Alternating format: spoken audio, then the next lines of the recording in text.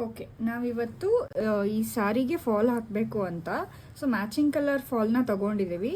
ಮೊದಲು ಯಾವಾಗಲೂ ಫಾಲ್ನ ಅಟ್ಯಾಚ್ ಮಾಡೋಕ್ಕಿಂತ ಮೊದಲು ಫಸ್ಟು ಇದನ್ನು ವಾಶ್ ಮಾಡಿ ಕ್ಲೀನಾಗಿ ಡ್ರೈ ಮಾಡ್ಕೋಬೇಕು. ಅದಾದಮೇಲೆ ನಾವು ಇದನ್ನು ಕ್ಲೀನಾಗಿ ಐರನ್ ಮಾಡ್ಕೋಬೇಕು. ಸೊ ನಾನಿವಾಗ ಐರನ್ ಮಾಡ್ಕೋತಿದ್ದೀನಿ.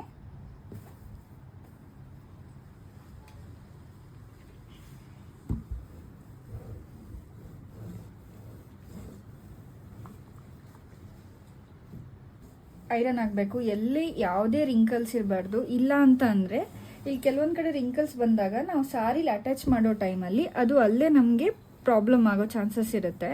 ಸೊ ಆದಷ್ಟು ಕ್ಲೀನಾಗಿ ಎಲ್ಲೂ ರಿಂಕಲ್ಸ್ ಸಿಗ್ದಾಗೆ ನಾವು ಸ್ಟೀಮ್ ಐರನ್ ಮಾಡಿಕೊಂಡು ಇನ್ನೂ ಕ್ಲೀನಾಗಿ ಬರುತ್ತೆ.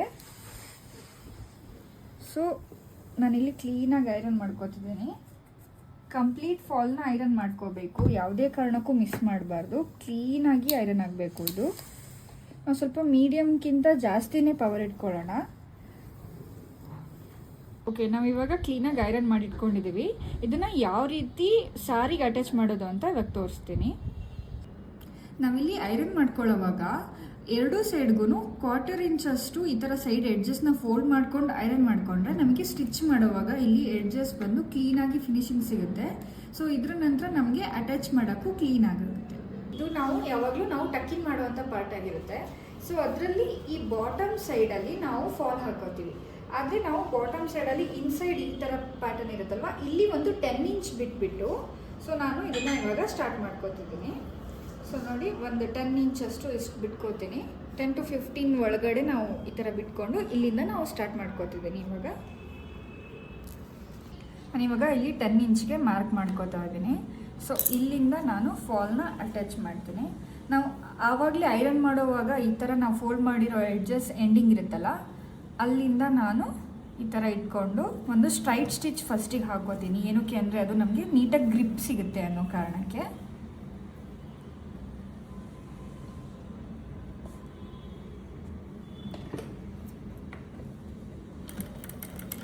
ಒಂದು ಲಾಕ್ ಹಾಕೊಳ್ಳೋಣ ಇಲ್ಲಿ.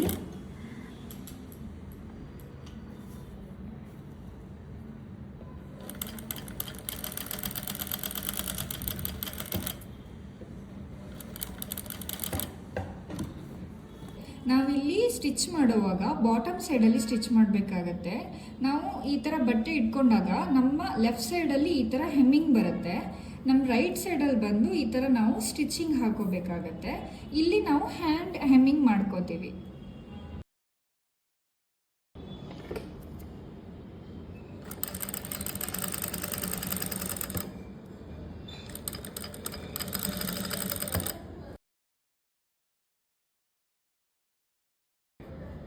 ಇವಾಗ ನಾವು ಇಲ್ಲಿ ಸ್ಟಿಚ್ ಮಾಡ್ಕೊಳ್ಳೋವಾಗ ಒಂದು 8 to 10 ಇಂಚಸ್ ಆ ಥರ ಡಿಸ್ಟೆನ್ಸಲ್ಲಿ ಈ ಥರ ಒಂದು ಚಿಕ್ಕದಾಗಿ ಒಂದು ಪ್ಲೀಟ್ನ ಇಟ್ಕೊಳ್ಬೇಕು.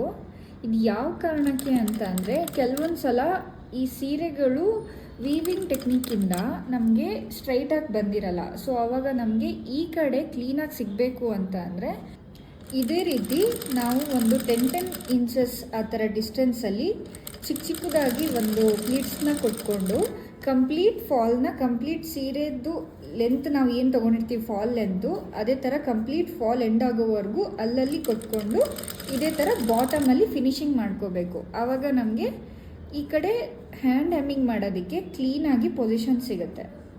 ಸೊ ಇದೇ ಥರ ನಾವು ಕಂಪ್ಲೀಟ್ ಸ್ಟಿಚ್ನ ಎಂಡ್ ಮಾಡ್ಕೋಬೇಕು. ನಾವಿವಾಗ ಹೆಮ್ಮಿಂಗ್ ಮಾಡೋದಕ್ಕೆ ನೀಡಲ್ಗೆ 2 ಸ್ಟ್ಯಾಂಡ್ಸ್ನ ಇನ್ಸರ್ಟ್ ಮಾಡ್ಕೊಂಡಿದ್ದೀನಿ, ಥ್ರೆಡ್ನ, ಮ್ಯಾಚಿಂಗ್ ಕಲರ್ ಥ್ರೆಡ್ನ. ಸೊ ಇದು ಇನ್ಸರ್ಟ್ ಮಾಡಿದಾಗ ನಮಗೆ 4 ಲೇಯರ್ ಸಿಗುತ್ತೆ. ಬಟ್ ನಾನಿಲ್ಲಿ ಬರೀ ಎಂಡಿಂಗಲ್ಲಿ ಬರೀ 2 ಲೇಯರ್ಗಷ್ಟೇ ನಾನು ಲಾಕ್ ಹಾಕ್ಕೊಂಡಿದ್ದೀನಿ. ಏನಕ್ಕೆ ಅಂದರೆ ನಮಗೆ ಏನಾದರೂ ಇಲ್ಲಿ ಲಾಕ್ ಆದಾಗ ಅಥವಾ ನಾಟ್ಸ್ಗಳೇನಾದರೂ ಬಿದ್ದಾಗ ನಮಗೆ ಈಸಿಯಾಗಿ ಅದನ್ನು ರಿಮೂವ್ ಮಾಡಿಕೊಂಡು ಮತ್ತೆ ಅಲ್ಲಿಂದ ಎಂಡಿಂಗ್ನ ಸ್ಟಾರ್ಟ್ ಮಾಡ್ಕೊಳ್ಳೋಕೆ ಈಸಿ ಆಗುತ್ತೆ ಅನ್ನೋ ಕಾರಣದಿಂದ ಬರೀ 2 ಅಷ್ಟೇ ಲಾಕ್ ಮಾಡ್ಕೊಂಡಿದ್ದೀನಿ. ಸೊ ಇವಾಗ ನಾನು ಸ್ಟಿಚಿಂಗ್ ಯಾವ ಥರ ಮಾಡೋದು ಅಂತ ತೋರಿಸ್ಕೊಡ್ತೀನಿ. ನಾನು ಇವಾಗ ಸ್ಟಿಚಿಂಗ್ನ ಸ್ಟಾರ್ಟ್ ಮಾಡ್ತಾ ಇದ್ದೀನಿ.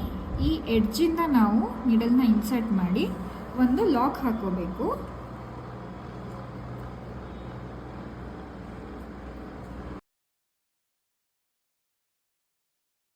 ಇವಾಗ ನಾವಿಲ್ಲಿ ಸ್ಟಿಚ್ ಹಾಕೊಂಡಿದ್ದೀವಲ್ಲ ಅದ್ರ ಮೇಲೇ ಪಕ್ಕದಲ್ಲಿ ನಾನು ಹೆಮ್ಮಿಂಗ್ ಸ್ಟಾರ್ಟ್ ಮಾಡ್ತೀನಿ. ಈ ಸ್ಟಿಚ್ ಏನಕ್ಕೆ ಹಾಕ್ಕೊಂಡಿದ್ದೀನಿ ಅಂದರೆ ನಮಗೆ ಕ್ಲೀನಾಗಿ ಗ್ರಿಪ್ ಸಿಗಲಿ ಅಂತ. ಒಂದ್ಸಲ ನಾನು ಹೆಮ್ಮಿಂಗ್ ಎಲ್ಲ ಕಂಪ್ಲೀಟ್ ಆದಮೇಲೆ ನಾನು ಈ ಸ್ಟಿಚ್ನ ರಿಮೂವ್ ಮಾಡ್ತೀನಿ. ಇವಾಗ ನೋಡ್ಕೊಳ್ಳಿ, ಇಲ್ಲಿ ಜಸ್ಟ್ ನಮಗೆ 0.25 ಇಂಚಸ್ಗಿಂತ ಸ್ವಲ್ಪ ಕಡಿಮೆ ಆ್ಯಂಗಲಲ್ಲಿ ಪಕ್ಕಕ್ಕೆ ಕ್ಲೀನಾಗಿ ಹೆಮ್ ಮಾಡ್ಕೊತಾ ಹೋಗಬೇಕು.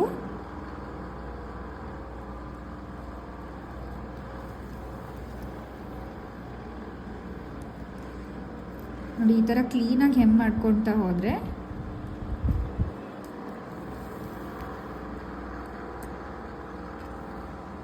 ನನಗೆ ಇಲ್ಲಿ ಬ್ಯಾಕ್ ಸೈಡಲ್ಲಿ ಕ್ಲೀನಾಗಿ ಬರುತ್ತೆ. ಸೊ ನಾನು ಇದನ್ನು ಕಂಪ್ಲೀಟಾಗಿ ಸ್ಟಿಚ್ ಮಾಡಿಕೊಂಡು ನಿಮಗೆ ಫಿನಿಶಿಂಗ್ ಯಾವ ಥರ ಬರುತ್ತೆ ಅಂತ ತೋರಿಸ್ಕೊಡ್ತೀನಿ. ಇವಾಗ ಲಾಕ್ ಆಗಬಾರ್ದು ಅಂತ ಹಿಂಗೆ ಮಾಡ್ತೀನಿ.